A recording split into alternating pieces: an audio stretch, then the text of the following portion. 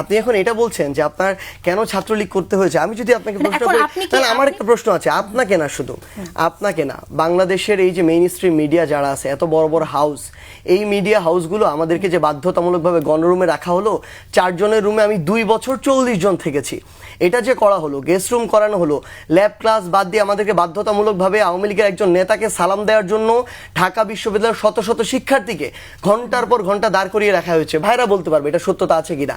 এটা যখন করা হলো, এই মিডিয়া হাউসগুলো কথাই ছিল, এই বুদ্ধিজীবী সমাজ, সুশীল সমাজ, আপনাদের মতো যারা উপস্থাপক কিংবা বাংলাদেশে এই জানা আমার শেষ করতে দিতে হবে, কারণ আমার জীবনের শত শত ঘন্টা এই ছাত্রলীগের নোংরা কালচারগুলো নষ্ট করেছে। তখন ঢাকা বিশ্ববিদ্যালয়ের একজন শিক্ষকও কথা বলে নাই, কোনো একটা মিডিয়া হাউসের একজন সংবাদকর্মী গণরুমে যায় আপনি কি করেছেন সেটা আমি প্রশ্ন করছি। আপনি যখন মিডিয়ার কথা বলছেন, আমি তো জানি মিডিয়া কি করেছে সেটা আমরা নিজেই দেখেছি। আপনাকে নিয়ে যে অভিযোগগুলো আসে এর মাঝে কিন্তু খুব কমন একটা কোশ্চেন আমরা খুব শুনি, সেটা হচ্ছে যে আপনি ছাত্রলীগের সাথে ছিলেন, ছাত্রলীগ করেছেন, ছাত্রলীগের সাথে ছিলেন, আপনি মুজিবের পক্ষে ভাষণ দিয়েছেন, প্রচার করেছেন। একজন সার্জিসকে কেন ছাত্রলীগ করতে হয়েছিল? হ্যাঁ, আচ্ছা শুনেন, এটা হচ্ছে কষ্ট লাগার কিছু নাই, হ্যাঁ, এটা হচ্ছে ফ্যাক্ট বা রিয়েলিটি। এটা আমি 2017 সালে ঢাকা বিশ্ববিদ্যালয়ে ভর্তি হয়েছি। ঢাকা বিশ্ববিদ্যালয়ে তখন পরিস্থিতি ছিল, ভাইরা যেহেতু এখান থেকে পড়েছেন জানবেন, বা আশেপাশে থাকলে আরও জানবেন, ঢাকা বিশ্ববিদ্যালয়ের প্রত্যেকটা ছেলেদের হলে, আপনি যদি হলে থাকতে চান, আপনাকে ছাত্রলীগের প্রোগ্রাম গেস্টরুম করতে হবে, এটা বাধ্যতামূলক। আপনি যদি করেন থাকতে পারবেন, না করলে থাকতে পারবেন না। প্রথম, দ্বিতীয়, তৃতীয় বর্ষে এটা বাধ্যতামূলক। আমি আমার জায়গা থেকে, আমার ঢাকায় এরকম আত্মীয় স্বজন কেউ ছিল যার বাসায় আমি থাকবো, ঢাকা বিশ্ববিদ্যালয়ের আশেপাশে যে চানখারপুল, লালবাগ এলাকার যে মেসের অবস্থা, তার চেয়ে হলে একটু কষ্ট করে প্রোগ্রাম গেস্টরুম করে হলে থাকা 1000 গুণ ভালো। আমি হলে থেকেছি, হলের ছাত্রলীগের প্রোগ্রাম গেস্টরুম করেছি, এক। দ্বিতীয়ত, আমি শেষ করি, হল বিশ্ববিদ্যালয় সেন্ট্রাল কোথাও কোনো কালেও আমার ছাত্রলীগের কোনো পোস্ট ছিল না। আমি জীবনে শুনিনি যে আমার নামের পাশে 24-এর অভ্যুত্থানের আগে কেউ এটা ব্যবহার করেছে যে ছাত্রলীগের নেতা। কিন্তু 24-এর অভ্যুত্থানের পরে ইচ্ছাকৃতভাবে, আমি মনে করি একটা রাজনৈতিক উদ্দেশ্যে প্রশ্নবিদ্ধ করার জন্য এই শব্দটা ব্যবহার করা হতো, ছাত্রলীগের নেতা। এবার আরেকটা জিনিস বলি, যেটা আপনি বললেন যে বঙ্গবন্ধুরিয়া, আমি আমার জায়গা থেকে বিতর্ক করতাম শিক্ষা জীবনে, পুরো বিশ্ববিদ্যালয় লাইফে। এটা আমার বিশ্ববিদ্যালয়ে যারা সার্কেলে আছে তারা ভালো করে জানবে। শেখ মুজিবুর রহমানকে আপনি বঙ্গবন্ধু জ্ঞান করেন? হ্যাঁ, আমি শেষ করছি আমার কথাটা। তো এই বিতর্ক, সংসদীয় বিতর্ক হয়, বারোয়ারি বিতর্ক হয়, উপস্থিত বক্তৃতা হয়। তো আমার সবচেয়ে বেশি পুরস্কার হচ্ছে বারোয়ারি বিতর্কে। তো এরকম একটা বিতর্ক প্রতিযোগিতা, 2টা বিতর্ক প্রতিযোগিতার ভিডিও আমার চোখে মাঝে মাঝে পড়ে। একটা হচ্ছে করোনার সময় অনলাইনে বিতর্ক প্রতিযোগিতা আয়োজন করা হয়েছিল। আমার ঘরে, ওই ঘরে রুমে বসে ভিডিও করা, ওই ভিডিওগুলো জমা দিতে হতো। এরপরে ভিডিও অ্যানালাইসিস করে যাদেরটা ভালো হতো তাদেরকে পুরস্কার দিত। তো যখন আমি একজন প্রতিযোগী, আমি 2টা জিনিস দেখবো, আমার টপিক কি, সেকেন্ড হচ্ছে আমার কন্টেন্ট তৈরি করে আমার জিততে হবে, চ্যাম্পিয়ন হতে হবে, এক।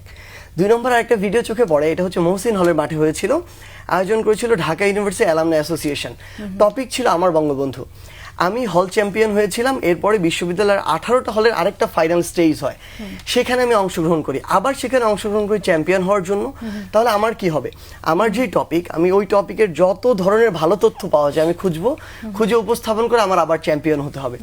তো এটাই আমি উপস্থাপন করেছিলাম, এবং এই 2টা ভিডিও আমি মাঝে মাঝে আমার জায়গা থেকে কিন্তু আমি বুঝলাম, কিন্তু এটা তো সত্যি যে সার্জিস ছাত্রলীগ করেছে। তখন ছাত্রলীগের, আমি আপনাকে ছাত্রলীগের যে সভাপতি, তার সাথে আপনার ছবি আছে। হ্যাঁ, আমার তার সাথে শেখ হাসিনার সাথেও ছবি আছে, শেখ হাসিনার সাথেও ছবি আছে, তার পক্ষে যে বক্তব্যগুলো আছে। আমার কথা হচ্ছে, তাহলে ছাত্রদল ওখানে কি করে থাকলো ইউনিভার্সিটিতে? কোথায় ছাত্রদল ছিল না? প্রত্যেকটা ঢাকা ইউনিভার্সিটি যারা পড়ালেখা করেছে তাদের প্রত্যেককেই কি মুজিবের স্লোগান দিয়ে পড়ালেখা করতে হচ্ছে? আমি আপনার কথা যেটা বলেছি আপনি বুঝেন নাই। ঢাকা ইউনিভার্সিটিতে যারা হলে থেকেছে, ধরেন ছাত্রদল অনেকে ছিল, হলে থাকে নাই, বাইরে থাকতে হয়েছে, ভাই বলতে পারবে, ইভেন ক্যাম্পাসে ঢুকতে দেয় নাই। আমি যদি বলি মধুর ক্যান্টিন কিংবা এদিকে যখন এসেছে তারা লাঠি দিয়ে তাড়া করেছে। এটা শুধুমাত্র ছাত্রদল তো মাঝে মাঝে আসতে পেরেছে, কিন্তু যদি আপনি শিবির দেখেন, মানে ওই যে একটা শিবির ধরে ধরে জবাই করে, এই পর্যন্ত স্লোগান দেওয়া হয়েছে।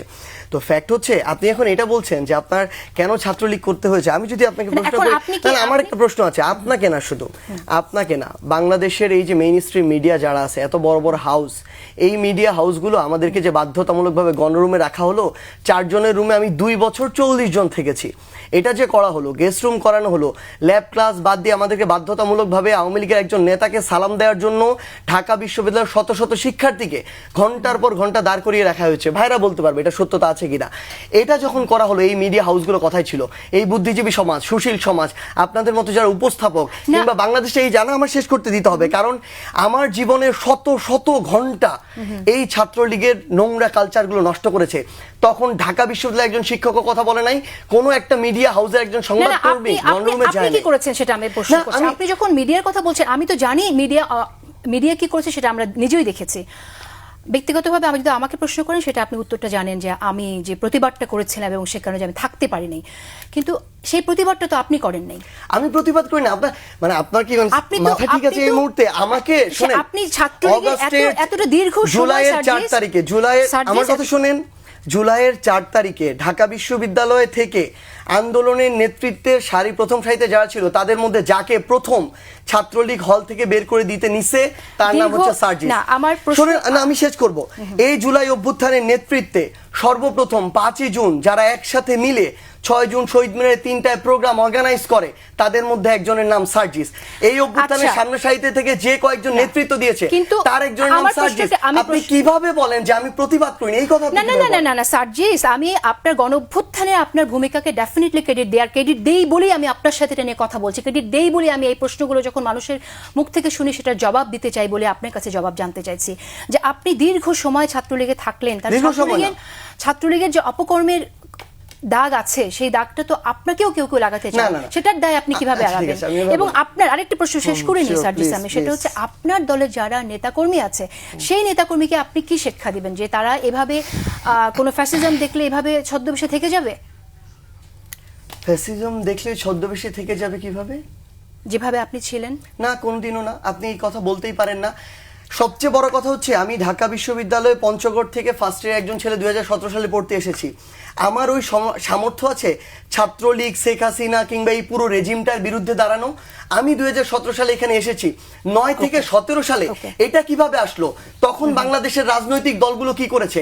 আরো যারা এত বড় বড়, না না আমার শেষ করতে হবে, আপনি তো প্রশ্ন করেছেন, আমার তো উত্তর দিতে হবে। এই যে এত বড় বড় স্টেক হোল্ডার যারা এখন নিজেদেরকে অনেক বড় কিছু দাবি করে, তারা তাদের জায়গা থেকে কি করেছে?